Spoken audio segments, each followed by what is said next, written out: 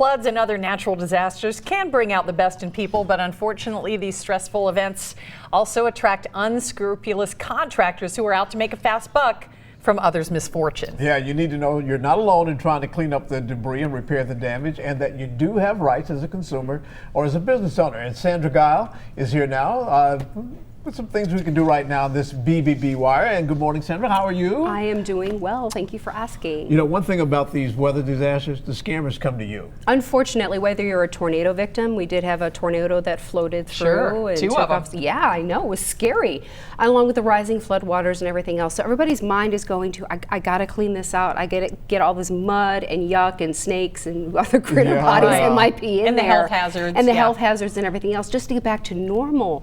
Unfortunately, what scammers do is they like to read the newspaper, watch the newscast, or listen to the radio and say, how can I make money off of this? And they'll show up at your door, right? They will comb through the neighborhood saying, can I help you file your insurance claim? Yeah. I've got some plywood, I've got some tarps, I've got something in the back of the truck that can help you with this.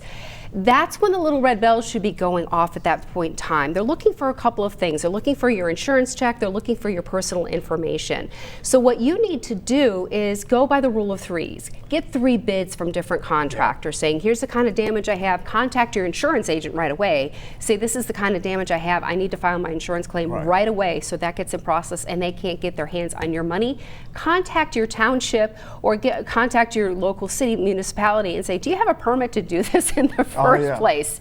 Do you need to set foot on my property? Otherwise, I need you to go away. Yes. Otherwise, and if they're not an emergency personnel too, you have to make sure that you're protecting your personal information, because that's the other thing that they're looking for. Once they have it, they take off and you're still left with a big old mess. Well, once you decide that you do want to choose somebody to do some work, after you get those 3 bids and you talk to somebody that makes you feel good about the work, what should you get from that person? Do you need to get something in writing? Absolutely. Get a contract in hand, read through it, read through that fine print, make sure it lists all the materials, the estimated time of repair, the exact cost of all of those materials. And if you still have questions or you're still kind of confused by it, don't sign anything, because once you have it signed, that is a legal document. You should have, I mean, every detail. It's just like any other thing you contract to have done. You have every detail on what's expected and what's to be done, and that they will fulfill that, right? Absolutely. Should you give them money before they start the work? You know, it's funny you should ask that, Sheila, because sometimes, especially with these contractors that appear on your door, they will demand money up front. Right. And it could be anywhere from $600 to $1,000. And they say,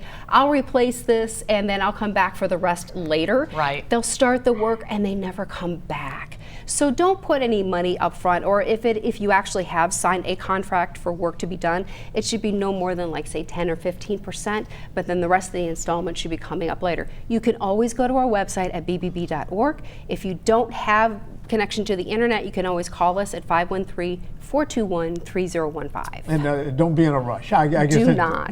Because you should take time, because these repairs presumably are going to last for the life of your home. Exactly. The worst time to make a decision is when you are stressed and you are anxious about everything. Yeah, and that's what they're counting on. That's what exactly the way they're right. going to strike, is when you are just at wit's end, and you just want to make sure that you have all of your details. Don't feel pressured to give any information. Ask your municipalities and inquire for a solicitation permit.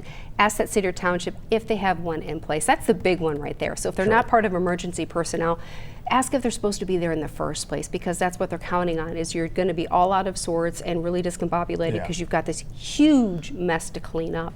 And that's when they're going to want you to make that instantaneous decision. All right. That's it. Sandra, great advice as usual. Thank you.